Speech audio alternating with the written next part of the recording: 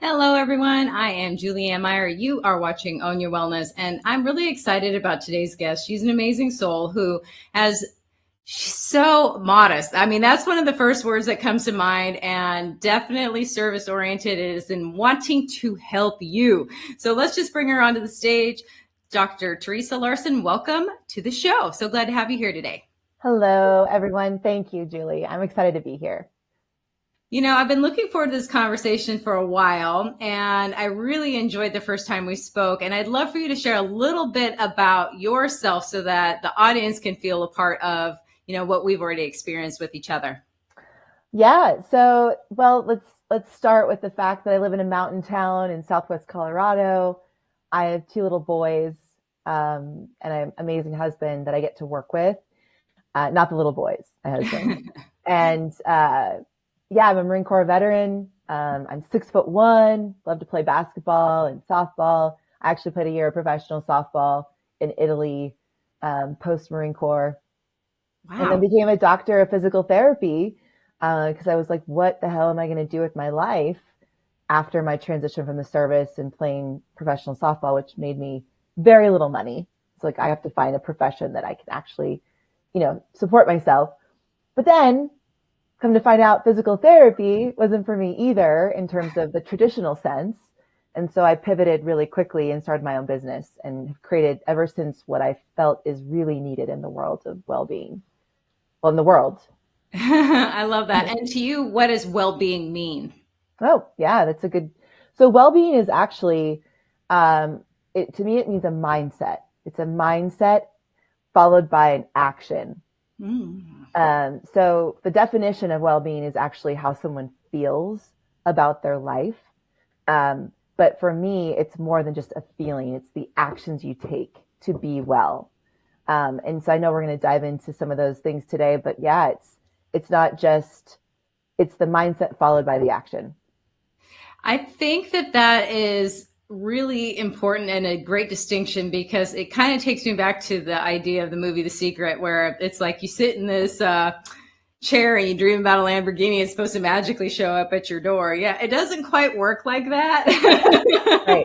We're missing the action piece. Yeah, that is actually, that's a big part of what the problem is that people face in the world, is taking action. You know that whole saying, faith without works is dead. And I mean, it's even how many thousands of years ago was that written? And it's something we've always known, but I think too, in the United States, there's this idea of, it's a microwave society. We want the fastest, quickest, easiest way, without realizing that, the struggle is really where, and it doesn't even have to necessarily be a struggle, but the effort is really where the joy is. And I'm curious, considering your background, how often have you pushed yourself past what you thought your limits were? Well, it's a great question. I feel like I do that on a daily basis, because it's when I look at like the whole idea of living uncomfortably. I mean, I like comfort in certain areas, but for the most part, every day there's discomfort. Like whether it's in business, I do putting myself out there, conversations I have with friends, even with my children. I make myself uncomfortable every day because I know that I'm going to grow because of that. And Mm-hmm. that's where life happens. And I really am not looking to be mediocre. I'm looking to make a difference. And not only in my own life as a human being, see what's possible in my life. I have to push myself, but people around me, to include my family and community and further extension the world. So I have to set the example for that of what I want to see other people do. Yeah, like the actions I take every day, usually, and there's like a lot of feelings of like, I don't really feel like doing this, which is really uncomfortable. Like even last night, I'll share this with you. I put out 5 different proposals in my business yesterday, and then, had some stuff going on with my little one, 6-year-old, after school. And then there was basketball practice and like a lot of chaos with my other little one. And I'm at the end of the day, I'm sitting there and I'm like, I'm feeling very like more anxiety than me. Mm-hmm. I'm like, it's okay. This is normal. I put myself out there today. Now, how do I down regulate after all that? Ooh, yes. How do I come down off of that? Mm-hmm. And so I gave myself some space.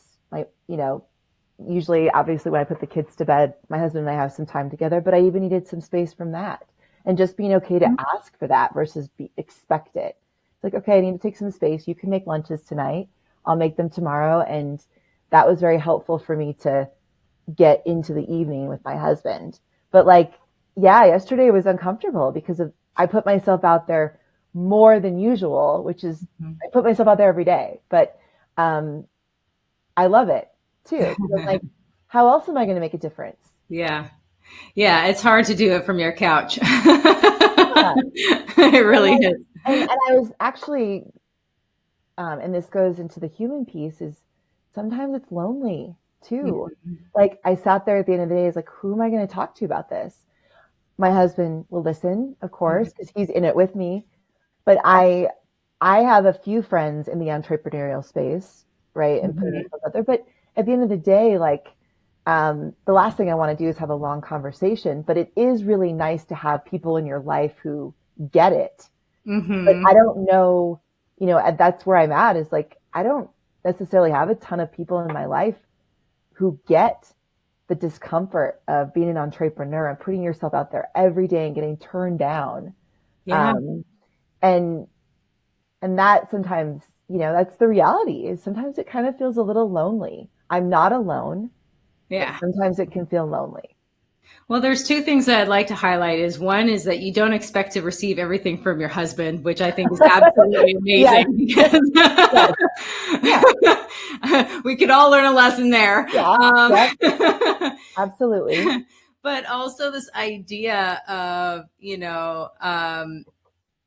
it is a space that is, you have to do it on your own. Like you're not alone, but it's lonely. Like you said, you have to Yeah, walk the steps. You have to do the thing on your own. And there may be people that understand, and there are, but it's so hard to find them. And yeah, then it's like, do you really want to even talk into that? Like speak it, right. Yeah, So I totally appreciate you mentioning those things because myself as an entrepreneur who works from home mostly, my interactions are with my dog and then like yeah, yeah. Right. I mean, it's so I like this phrase.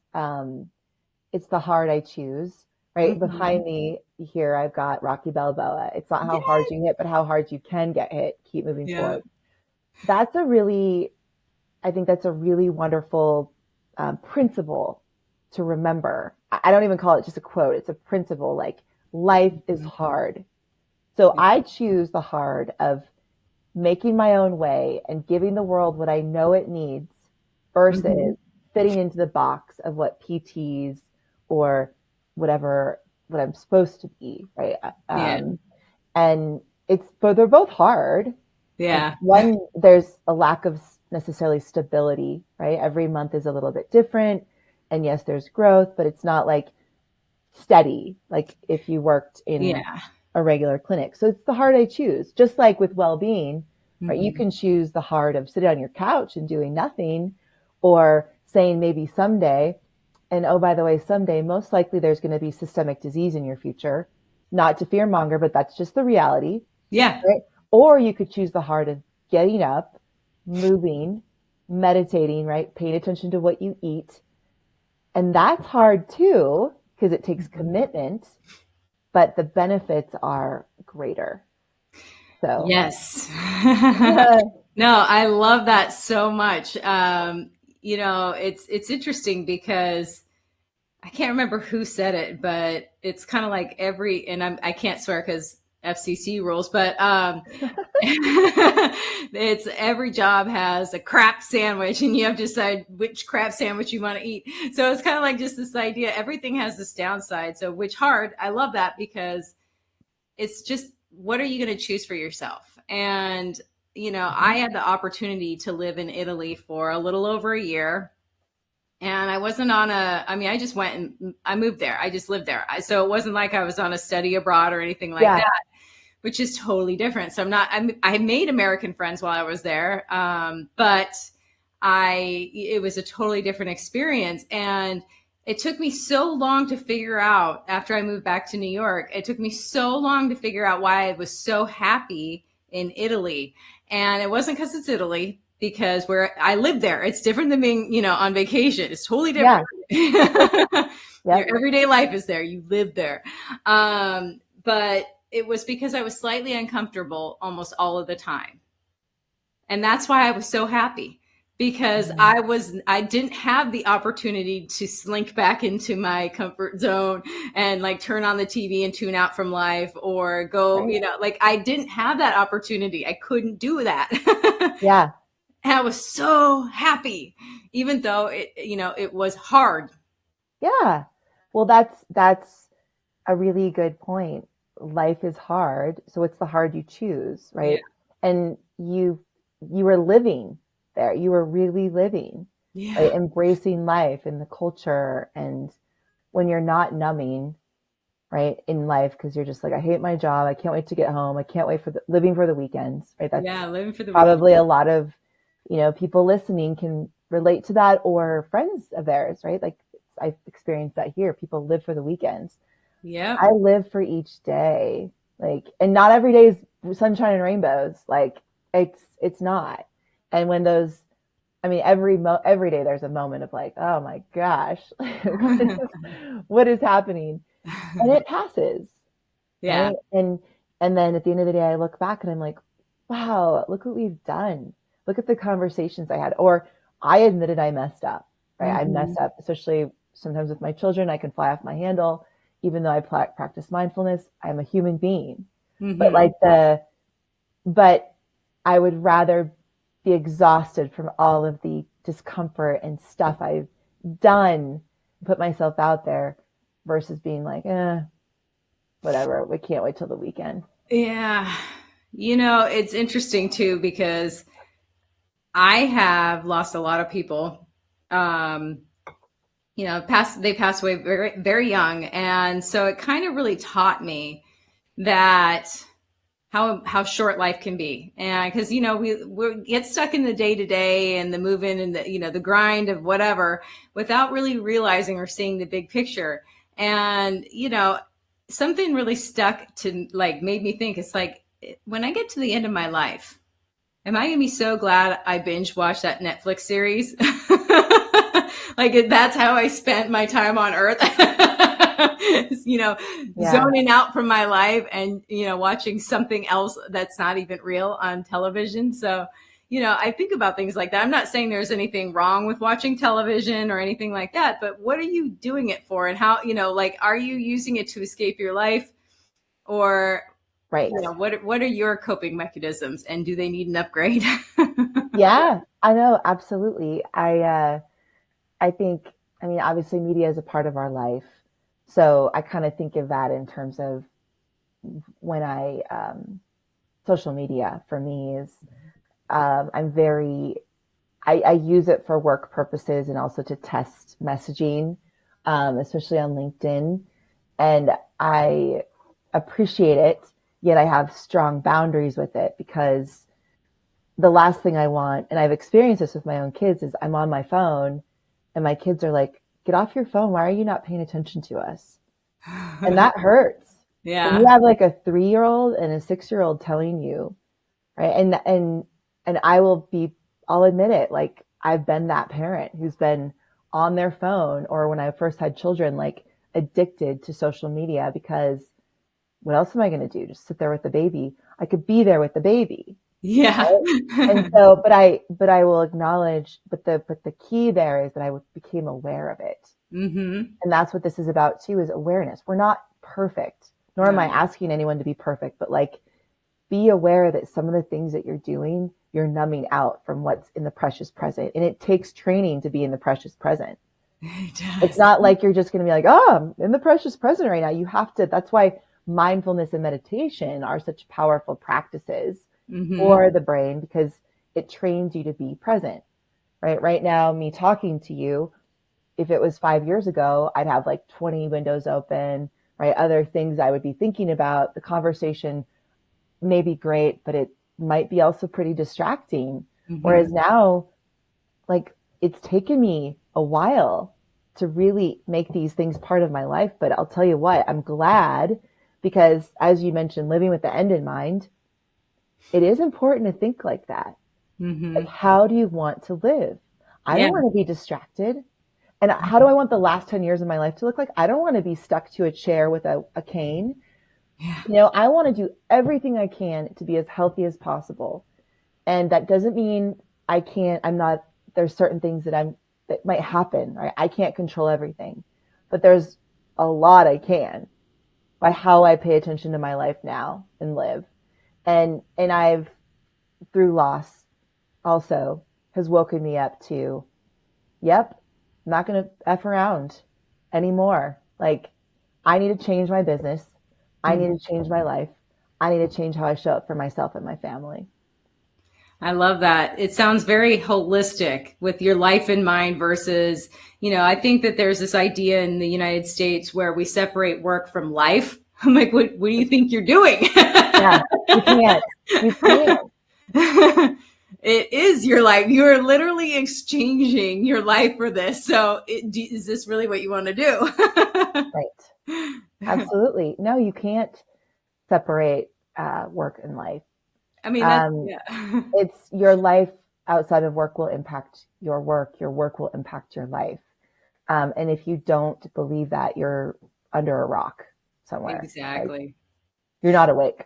It's fascinating because I worked in addiction recovery for about 6 years, and it was a really Wow. stressful job, really stressful. And you can understand. I mean, there's people dying all the time, and, people that you genuinely form attachments to and care about. And then plus the people that you work with, you know, and I work there too, so I have my own issues. So I'm not trying to say I was totally normal, but they have their issues also. So it's like you're around all this craziness constantly, and Mm-hmm. it's kind of like as soon as I quit that job, my life just like I met my husband, like my career Yeah. outside of there took off. I mean, you name it. It was like when I finally let go of like needing that validation and that secure paycheck, which, I'm using like Nixon air quotes because COVID taught us there's no such thing as that either. Right. Yeah. No, absolutely. It's being thoughtful about how you're living, and not everyone is, depending on your situation, can say their job may not be fulfilling for them, or it might be causing them a lot of stress. Like we work with a lot of organizations that, like, they chose to be a forensic scientist, and in that work, it's stressful Mm-hmm. based on what they have to do every day. So Mm-hmm. there's a level of acceptance you have to have for the reality of your job, but how are you handling that stress in the day and then also when you leave? Exactly. And I think working with organizations, sometimes people are like, well, my boss, if they're wanting me to be, if they're offering these well-being trainings, my boss should give me time at work to do it. And yeah, I mean, they could, but Uh-huh. I'm like, it's your responsibility to take care of you. So if Hmm. you need the time, you ask for it, but you also take that time outside of work. If Yeah. you don't get it at work, like you figure it out. If this job, if you join this job for a reason, Hmm. it's paying your bills, it's providing your family stability. Your job is also to take care of yourself. Your leader can only provide you the resources. You have to do it. That's something I see a lot in the workplace is like people pass off this responsibility. And I'm like, no, no, no, no. Like even with my kids now, when Hmm. they start using kind of, because as they're growing, it's like, well, they did that to me or that, it wasn't my fault. Nothing, things happen to you, but how you respond matters. Exactly. And you can take ownership of it. You can say no. You can say stop, right? You are the one responsible for how you act and what you do. Um, and so I think people need to hear that. They do. I love that. We do need to go to a commercial break. So when we come back, we're going to talk about some other wellness principles because you know what? I think what you just talked about is a wellness principle. Own your wellness, like Yeah, own own your it. actions, own it, own it, own it. Own All it. right. We'll be back in just a minute.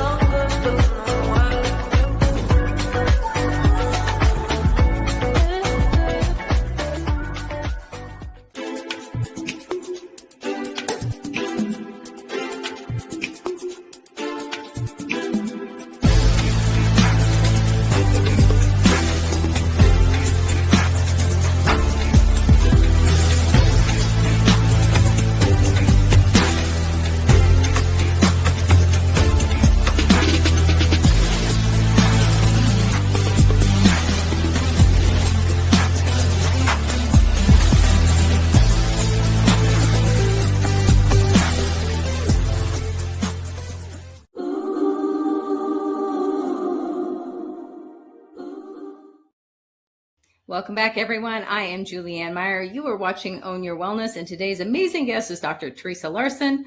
Welcome back to the show. Hello.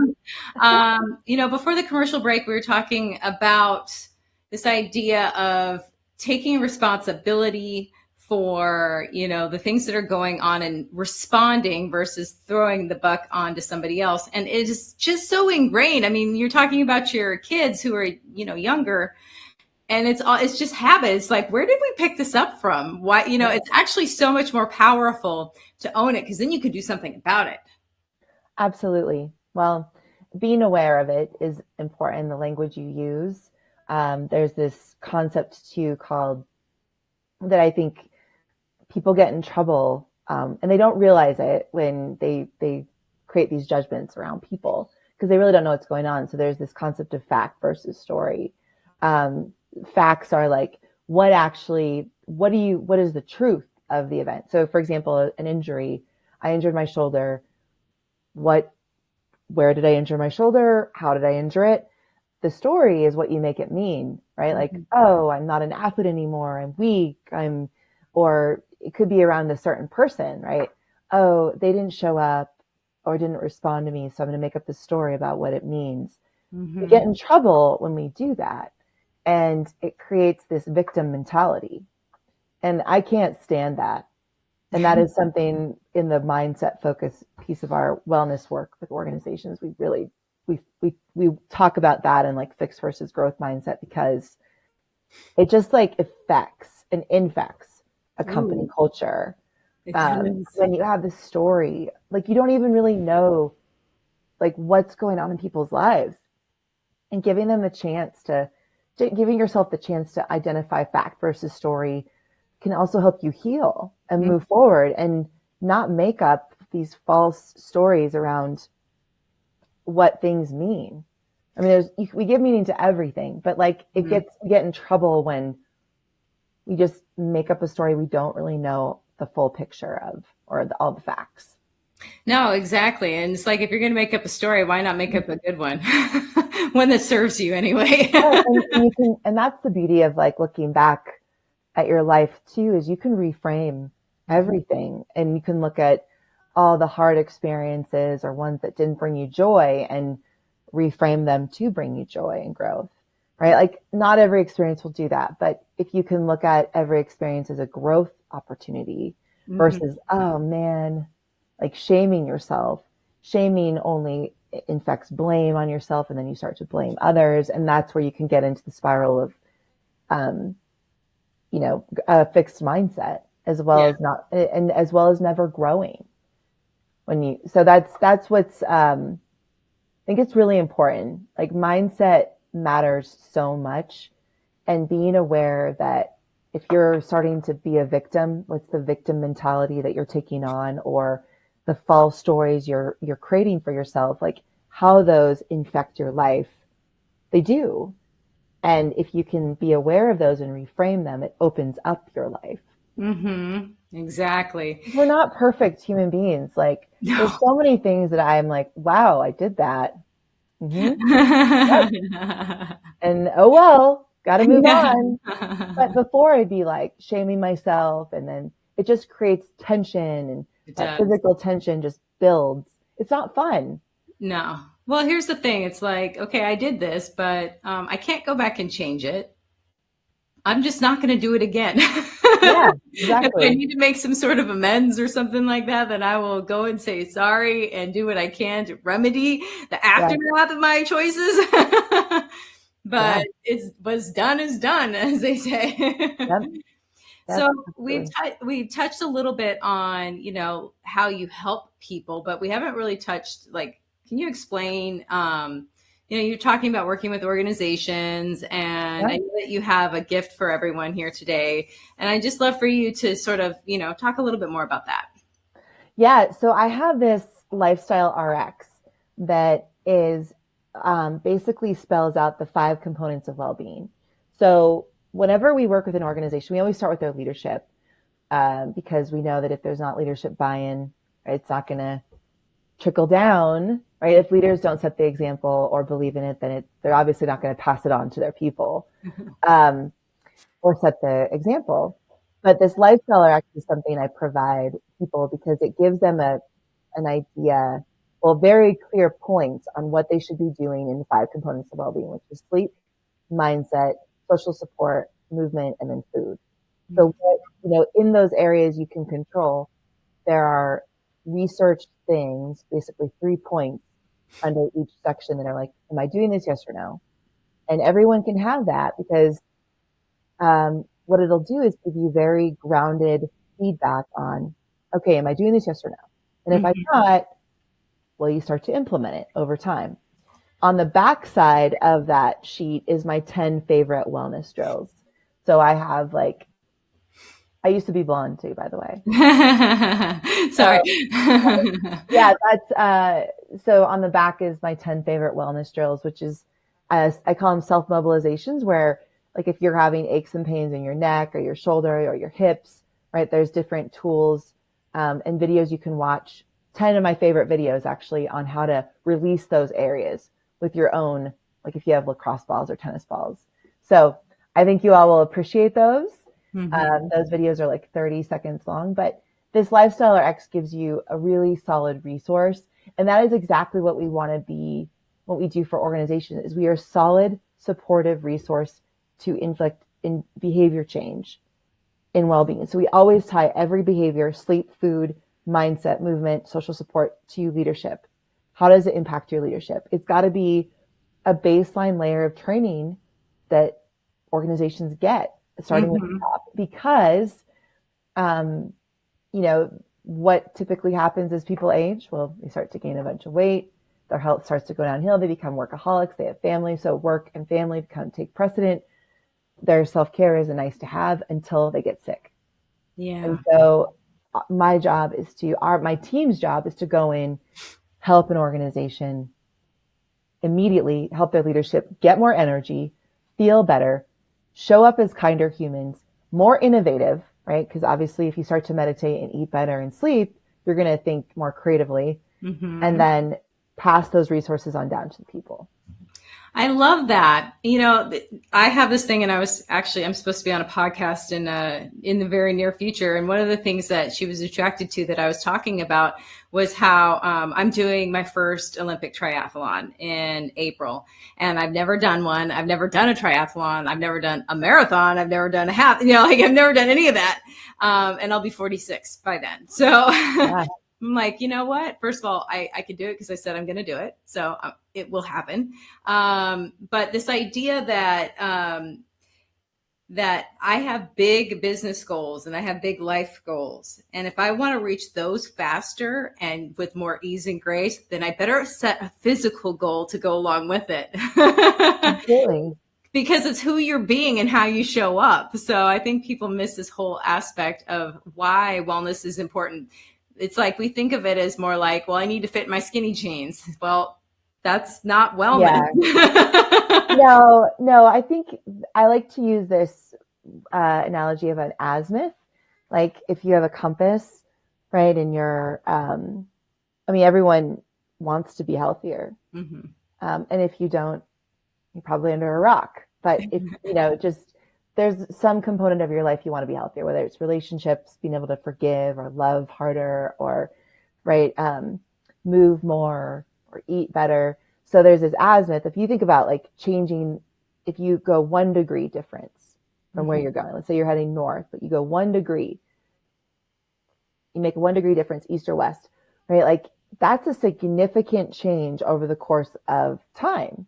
Mhm. And actually, the exponential changes you'll make by just doing one thing different each day. Could be meditating for 10 minutes in the morning. It could be making sure you walk 10,000 steps or making sure that you're writing gratitude, 3 things about how grateful for you are each day.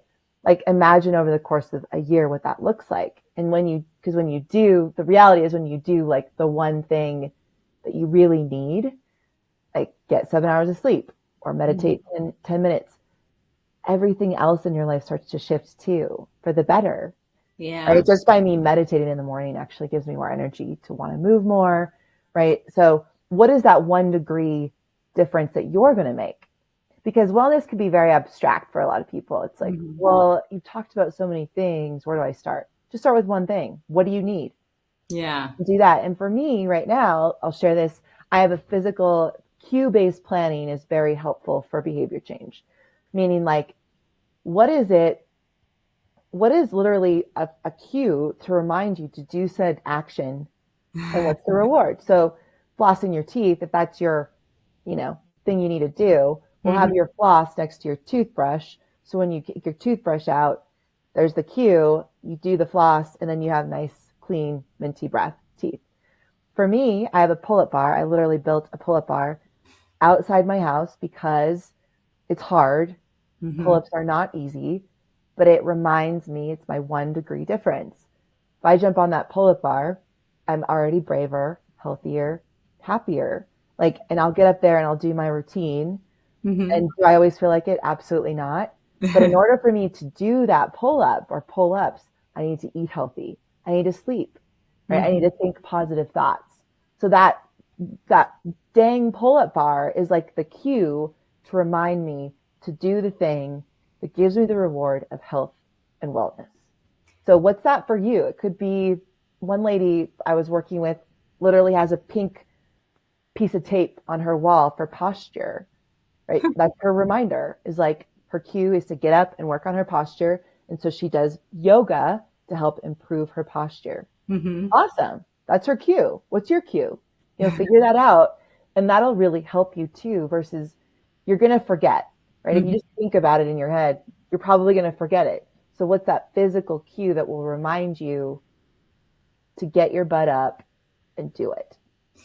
You know, I like that because it makes it a little bit easier. But also, I think a lot of people, I'm glad that you mentioned that because I think a lot of people think that they want it bad enough, they're going to remember. Well, it's amazing how our brain suddenly forgets. Oh yeah. Have the best intentions. I remember a long time ago, I was wanting to write in my journal when I woke up, and I just could not remember. And I would remember hours later, and I would do it then. But the goal was to do it as soon as I woke up. And I was so frustrated. And so I finally put my journal like on my shoes because the first thing I would do is get up and put on my, Yes. I was like, Right. it wasn't that I didn't want to. I literally just did not. Forgot. Yeah. That's exactly, is like, as humans we can forget and we can also be lazy. Yeah. And so it's nice to, right, that's why having like defaults where our phone, right, maybe you put it on the black screen as a default so you don't stay engaged with it, or when you turn on your computer, instead of having Facebook open, have something that you want to see, something that's more positive or affirming, or the news if you want to read the news, which is not positive and affirming, but like, what is it that's going to help you set a default to it, so you don't have to think. And then exactly like with my journal, I also forget because I have it tucked away in a drawer. Mm-hmm. Now the thing is, now I have to put on my hands at night because it's dry here, cream on my hands. So in the drawer, when I open it up to do that, there's my journal. So it's the cue to do the 3 things, write the 3 things really quickly, and then put my gloves on, right? Go to bed. I live in a dry climate here in Colorado, so that's just a winter thing. I'm gonna have to figure out something for the summer. But yeah, you got to have some cue to remember, or else we will forget. Well, it's interesting too. I think our brain tries to protect us from something new and different because it's, kind of like some sort of a challenge. It's new. So our brain is like, nope, not today. It's kind of working against us already. So to set ourselves up for success in that way, it might seem silly. Like one of my friends, she used to wear workout clothes to sleep because Yep. she knew that if she had to get dressed first thing in the morning, she wasn't going to go to the gym. I do that actually. Tuesday, Thursday, that evening, I wear my workout clothes to bed, and it helps a ton because it's freaking cold here. Yeah. And I'm like, okay, I don't want to have to, you have to make things easier. While we want discomfort in our lives, sometimes making things simple for yourselves, you can do that. You just have to plan. Yeah. Right? You have to plan. You fail to plan, you plan to fail. Like it's actually really important. So yes, working out, I've had to transition from an afternoon workout person to a morning. Mm-hmm. And I study behavior change. So for me, I'm like, how can I reverse engineer this to make this simpler for me? Because yes, it's already tough. I mean, it's tougher. Actually, the hardest thing about getting up is if I don't sleep enough. Mm-hmm. So having to reverse engineer and make sure I sleep, get to bed early enough. But then the other thing is, well, getting dressed is kind of annoying in the morning when you can't see and you want it to still be dark. And so I'm just going to sleep in my workout clothes. Mm-hmm. It's brilliant because of and then especially if it's cold, the last thing you want to do is get out of Yeah, bed and like get naked and put something else on. I mean, yeah, just saying, like it just makes perfect sense to me to do that because for me that would be the hiccup. That's the thing that would throw me off. And you know, like when I was trying to eat healthy, I had like all my meal prep and all this, and then I'd be at work and a meeting would run long and I wouldn't get home in time for like when I planned my meal. I was like, crap, now I'm starving. What am I going to do? And that's when I would veer off and go through like a drive through or something. Instead, I was like, it took me a couple weeks to figure out, why don't you put some healthy snacks in? yeah, yeah, So you don't go 180 yeah. other But you direction. learn. And even doing that, that's part of being human. But then like, okay, you didn't fall off the bandwagon. You just it was a lesson learned and you keep moving forward. Like so Exactly. many people like let something like that totally take them off track and like, oh man, I just totally messed up. Now I'm done. I'm Yeah. such a, and right, you can see how the stories just start to line up and you're like, no, you just had one fast piece of fast food. Big deal. Just pack snacks next time. Yeah, I exactly. probably do that once a week right now. It's like, yeah, I'm really hungry. That pastry looks really good. Um, okay, lessons learned. I'm gonna bring a snack next time. But sometimes it's okay to eat a freaking pastry. You Yes, I know? am with you. Please. I am with you. For me, it's sometimes I'll eat ice cream. It makes me not feel well, but I love it so much. I know full well when I'm going in that I'm not going to feel the best afterwards, and I do it anyway. But I know what I'm doing. I do the same thing. Yes. I mean, but it's like, wow, I know I'm gonna have this major like insulin dump and Hmm. I'm gonna feel tired. Yeah, Am I prepared for that? Yes, because this Reese's pastry, whatever it is so good. yeah. It's But like, I try to like at least with desserts or stuff like that, I try to really pick places if I do want it or like that are really quality that I hmm, really like versus like, oh man, I'm just gonna go to McDonald's and get their, yeah. chocolate chip cookie. Like I like to invest in the dessert. Me too. Um, Better so be like worth it. it's got to be worth it. Yeah. But it is okay. Like that's Yeah. part of life is enjoying it. It's just, I know as cliche as it sounds, is moderation. And I'm not eating that every single day. And Hmm. nor do I want to because it doesn't give me great energy. Hmm. But when you're mindful and eating it, you're like, wow, someone really put a lot of care into this pastry and like look at all the intricacies of it. And it's so yummy. And yes, Yeah. it's not doing a ton for my energy right now, but But it sure tastes good. I'm really enjoying the taste. Exactly. And it looked pretty. And it looked pretty. Yes. Hmm. On that note, we do need to go to one more commercial break. When we come back, we're going to talk a little bit more, about wellness in general, but like these 5 pillars, because, we've talked a lot about different ones, but the thing that I love about you, Theresa, is that you're talking more about the stuff that you can do that's behind the scenes versus you need to have X amount of vegetables and like that's what Google's for. So we'll Right. be back in just a minute.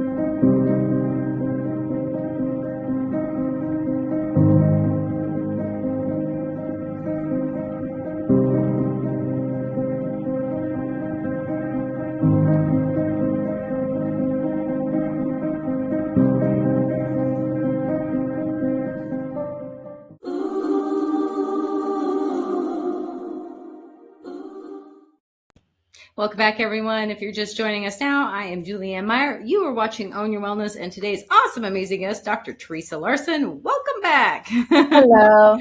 Hi. So, we were talking about your idea of five pillars of wellness, and I'm sure it's not necessarily your idea, but I like how you broke it down and own it as a way to really genuinely help people. And Yeah. I'd like you to speak into that a little bit more. So the five pillars are, I mean, working with in the Veteran Administration, they have this whole health program and there's 8 pillars, right? And it includes financial health and spiritual health and things like that. Um, if you just Google pillars of well-being, I'm sure you're going to get a lot of different ideas out there. But what I chose was like the things that you can control. Mm-hmm. Not that life is about controlling everything, but we can do a lot of preventative work on ourselves and we don't do enough. I think probably 70% of the population doesn't do enough in America. Mm-hmm. And so when I was like trying to break down, right, where I wanted to focus my efforts, first of all, corporate wellness sucks. in a sense of like, employee assistance programs don't work. Very few people use them. And it's usually like a pump and dump type program. And nobody needs more virtual wellness programs, really. There are some great ones out there, but it's, people need connection. But I found that where I was going to make the most impact was with leadership. Well, now leadership wants to know, and I want to know, objective changes. How can I make objective changes in my life? And how does this tie to my ability to lead? So when I was thinking about the problem I'm solving, it's like, well, yeah, I'm going to help solve retention and productivity. Those are things that I have to go through HR to find out about, though. But the things that I can directly assess, what are those things? One, I can look at the 5 people you hang out with.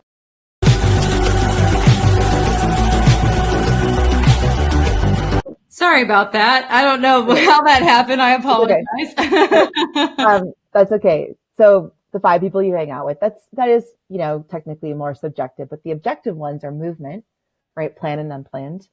Are you getting 120 minutes of moderate intensity activity a week? Are you walking 8,000 to 12,000 steps, 8,000 to 12,000 steps, with food, right? Are you, drinking half your body weight in ounces of water each day?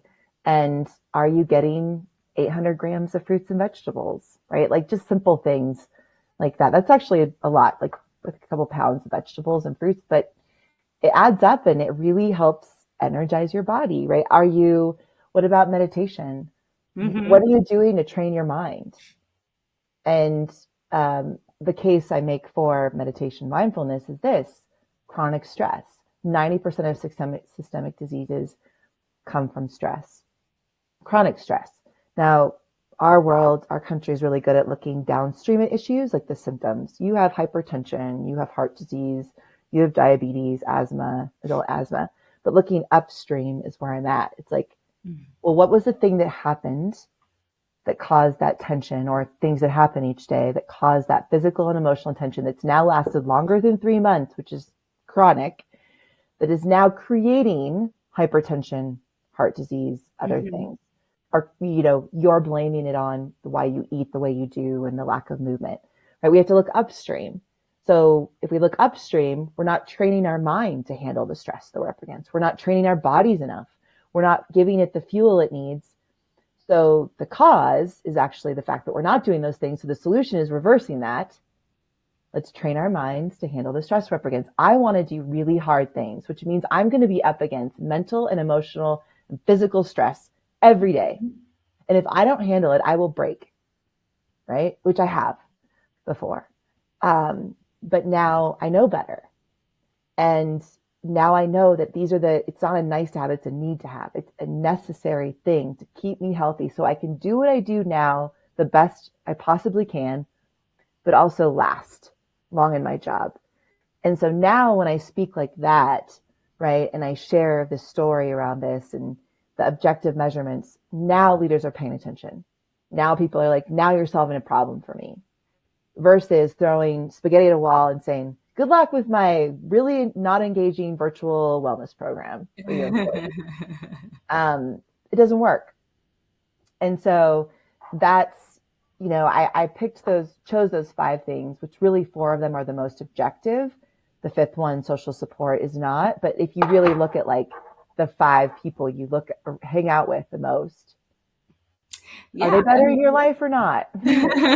Exactly.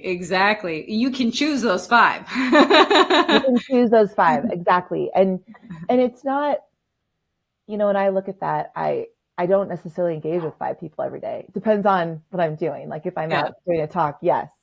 But really the 5 people I'm paying the most attention to, like, yeah, okay.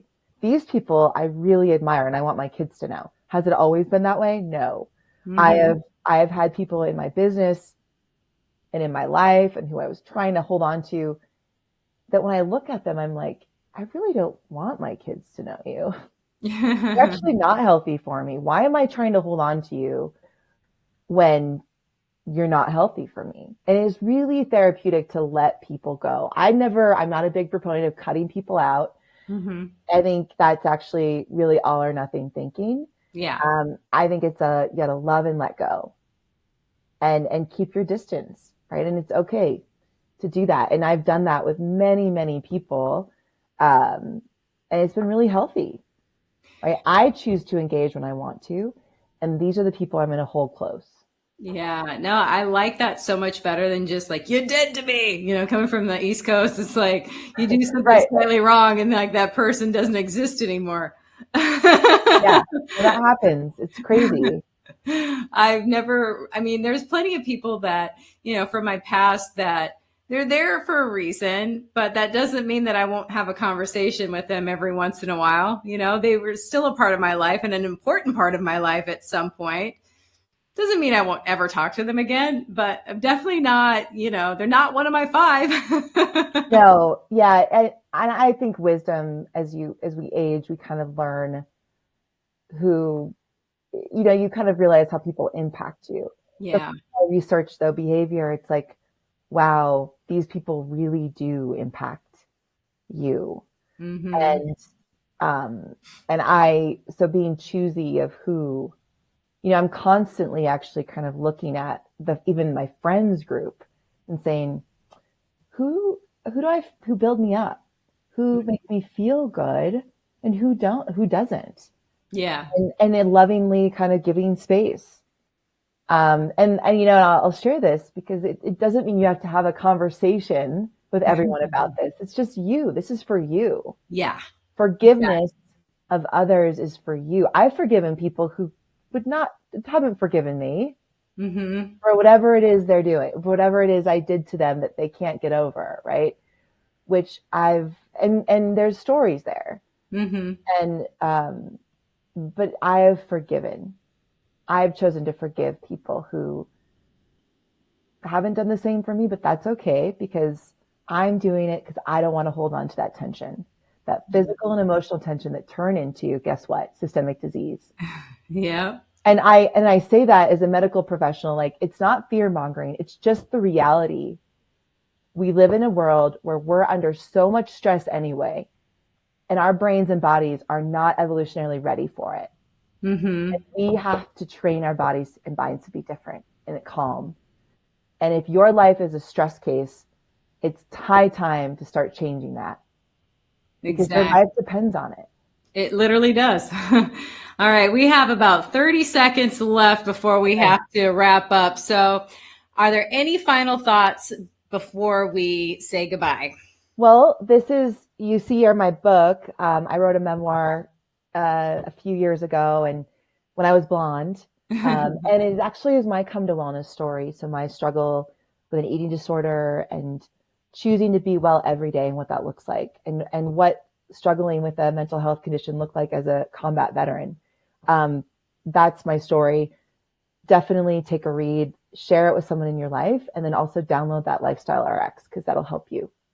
And that's what the QR code is for, everyone. So I just want to say thank you so much for sharing your wisdom with us today. It has been an absolute pleasure. I like this wellness idea. It's not so dramatic and in your face. You know, it doesn't have to be scary. It could just be small changes that make huge impact. So thank Yep. you so much. And everyone, that is Thank all you. the time that we have for today. I want to say thank you for joining us, and we will be back again on Thursday. Until then, enjoy the rest of your week.